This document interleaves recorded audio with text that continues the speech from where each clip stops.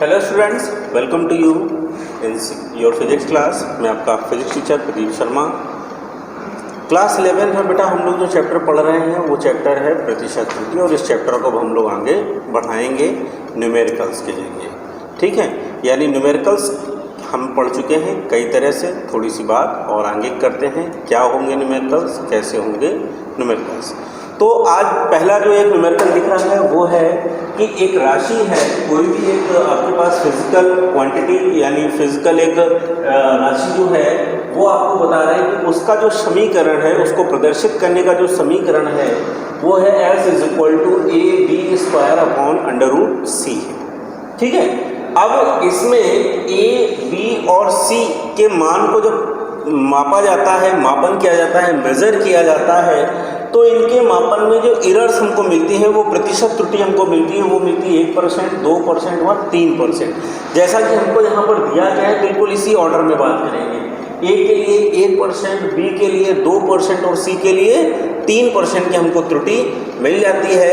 तो ये कहा जा रहा है कि अगर हम S का मापन करेंगे तो हमें इसके मापन को करने में हमें कुल कितनी प्रतिशत त्रुटि प्राप्त होने वाली है। ठीक है, सॉल्यूशन करने के लिए हम क्या करते हैं, सबसे पहले तो हमें पता है कि हम वो लिखते हैं जो हमें दिया है। तो हम बात यहाँ पर कर रहे हैं, दिया है भाई, क्या दिया है हमको, दिया है S के मापन, A के मापन में प्रतिशत त्रुटि। तो A के मापन में जो प्रतिशत त्रुटि होगी डेल्टा A/A × 100 कितना आने वाला है, 1%। इसी तरह से B के मापन में जो त्रुटि है डेल्टा B/B × 100 2% है, और डेल्टा C/C × 100 जो आएगा ये आएगा 3% की हमको त्रुटि मिल रही है। ठीक है, फिर अब आपसे क्या कहा जा रहा है, आपको ये कहा जा रहा है कि जो समीकरण दिया गया है उसमें प्रतिशत त्रुटि की गणना करनी है। तो अब हम बात करेंगे प्रश्नानुसार। देखो भाई, प्रश्नानुसार आपको क्या दिया गया, पहले तो सूत्र दिया गया है S = AB² ठीक है, अगर इसी फॉर्मूले को हम थोड़ा सा अपने तरह से परिवर्तित करके लिखेंगे तो इस √C को हम लिख सकते हैं AB² × C⁻1/2 लिख सकते हैं ना। अब इजी हो गया। अब क्या इजी हो गया, अब मतलब ये आ गया कि अब हम इसे क्या करेंगे, सबसे पहले सापेक्ष त्रुटि के रूप में लिखेंगे।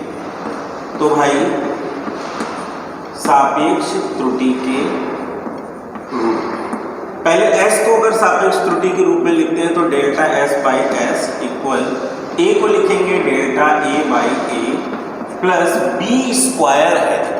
A था तो केवल डेल्टा A/A चल गया, लेकिन B² है 2 डेल्टा B/B। इसी के साथ में C⁻1/2 है, तो प्लस में 1/2 × delta C/C।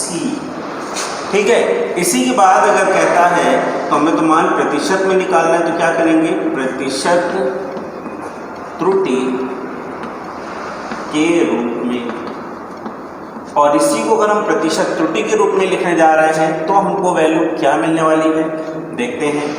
Delta S/S × 100 = delta A/A × 100 plus 2 × delta B/B × 100 plus 1/2 delta C/C × 100। Clear. अब क्या करेंगे, अब तो कुछ नहीं करना है, सब पता है। डेल्टा A/A × 100 का मान पता है, डेल्टा B/B × 100 का मान पता है, डेल्टा C/C × 100 का भी मान पता है। चलिए आइए वैल्यू रखते हैं। ठीक है, यानी तब अगर आप मान रखेंगे तो डेल्टा S/S × 100 इक्वल, ठीक है, डेल्टा A/A × 100 का मान कितना है, 1% प्लस 2 × डेल्टा B/B की वैल्यू कितनी है, 2% प्लस 1/2 × में 3%। ठीक है, तो ये आ गया delta S/S × 100 1% plus 4% plus 3/2%, 4/5 plus 1.5 यानी कितना होगा, 6.5%, यानी delta S/S × 100 is equal to कितना हो गया 6.5%। यानी S के मापन में जो प्रतिशत त्रुटि हमको मिलेगी वो कितनी होगी 6.5% की। समझ में आ रहा है ना कि नहीं आ रहा है? ठीक है, फटाफट से स्क्रीन पॉज करके इसे कॉपी करो, फिर आगे पढ़ाते हैं आपको अगला नंबर का। तो कॉपी हो गया पुराना क्वेश्चन, ठीक है। अगला क्वेश्चन जो है ये बहुत अलग है। बहुत अलग होने का मतलब क्या है कि अभी तक हमने जो पढ़ा उसमें आपको सीधे प्रतिशत त्रुटि दे रहा था और उसके बाद उस राशि में आपको त्रुटि पूछ रहा था। ये जो क्वेश्चन है ये क्वेश्चन पहले पढ़ते हैं, पढ़ने के बाद फिर कोशिश करते हैं कि ये क्या है समझने की। तो जैसा क्वेश्चन है कि एक समीकरण है या एक पहले समीकरण जो है एक संकीर्ण मतलब बहुत पतली नलिका में द्रव के प्रवाह, जो द्रव का प्रवाह है उसका फॉर्मूला आपको दिया गया है, मतलब उस फॉर्मूले का यूज करके आप द्रव के प्रवाह को ज्ञात करते हैं। तो वो फॉर्मूला है capital V is equal to pi P r की पावर 4 अपॉन 8 ईटा l। ठीक है, चीज़ें अलग अलग हैं, पाई कांस्टेंट है, पी दाब है, r उस नली की त्रिज्या है, ईटा जो द्रव डाला जा रहा है उसका श्यानता गुणांक और l वो लंबाई है जहाँ तक द्रव को जाना है। ठीक है, अब हमको बता रहा है पी आर वी और एल के जो मान हैं वो आपको दिए जा रहे हैं, यानी इनके रियल वैल्यू जो है वो आपको दी जा रही है। ठीक है, तो ये जो दी जा रही है इसको हम लिख लें। सबसे पहले क्या लिखेंगे, दिया है, तो भाई लिख लिया ना, दिया है। देखो P का जो मान है वो कितना है 76 सेंटीमीटर पारे की ऊंचाई पे दे रहा है। ठीक है, फिर R का मान आपको दे रहा है 0.28 सेंटीमीटर। आफ्टर दैट आपको V का जो मान है डेंसिटी जो है वो दे रहा है 1.2 सेंटीमीटर क्यूब पर सेकेंड और इसके बाद जो लंबाई है वो आपको दे रहा है 18.2 सेंटीमीटर। क्लियर? ठीक है, लेकिन अब इसके बाद आपको कुछ और मान दे रहा है वो समझना है।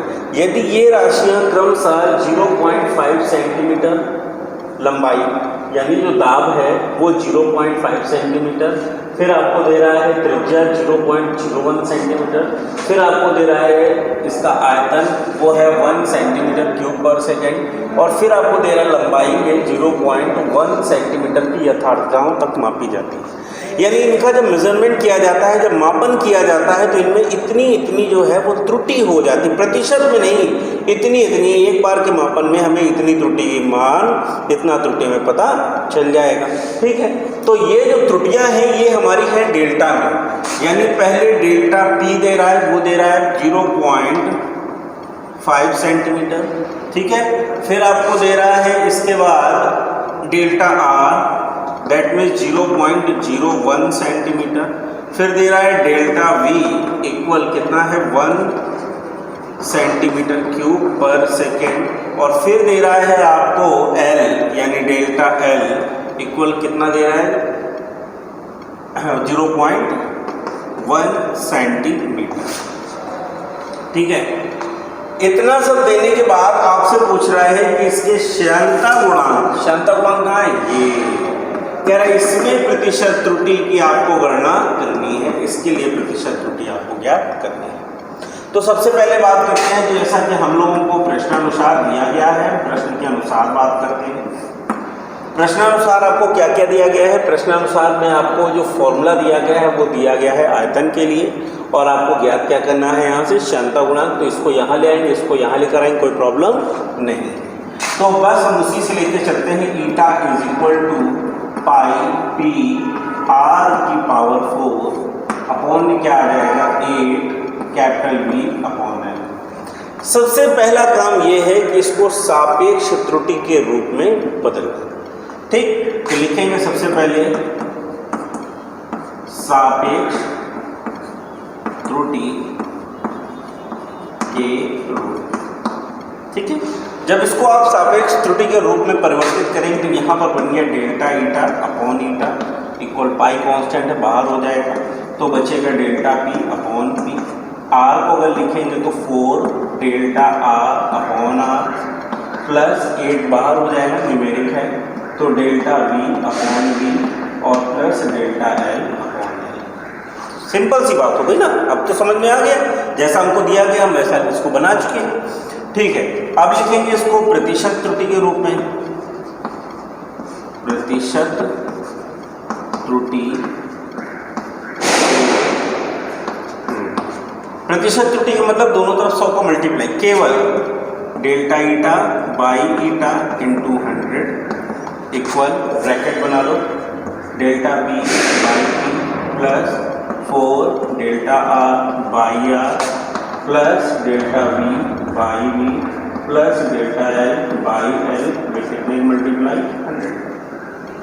ठीक है, और वैल्यू रखते हैं, तब delta eta by eta into 100 is equal to, bracket के अंदर, ठीक है, सबसे पहले क्या है पी, तो डेल्टा पी हमारे पास है 0.5 अपॉन में आ जाओ 76, ठीक है, प्लस 4 इंटू डेल्टा आर आपके पास कितना है 0.01 अपॉन में आ जाओ बेटा कितना है आर यानी 0.2 प्लस, ठीक है, अगला क्या है डेल्टा वी, तो डेल्टा वी आपको कितना दे रहा है 1 अपॉन में कितना है भैया 1.2 और प्लस में आ जाओ, फिर आपको लास्ट में दे रहा है डेल्टा एल कितना है 0.1 और इसके अपॉन में कितना आएगा भैया 18.2 और पूरे कितने का मल्टीप्लाई।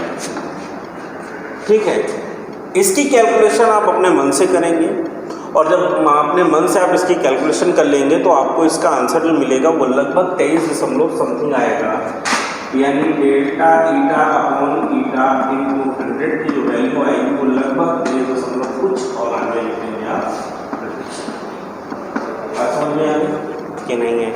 ठीक है, तो आज हम लोगों ने जो 2 क्वेश्चन पढ़े हैं ये दोनों क्वेश्चन बहुत अधिक ऊंचाई के हैं, मतलब एक लेवल के हैं। इन दोनों क्वेश्चंस को आप पहले ध्यान से समझेंगे, समझकर फिर अपनी कॉपी पे लिखेंगे और नहीं आएगा तो 2 से 3 बार आप इसको जरूर करेंगे। अगर उसके बाद भी नहीं आता है तो आप बताइए, मैं आपको फिर से बताता हूँ। ठीक है, ओके।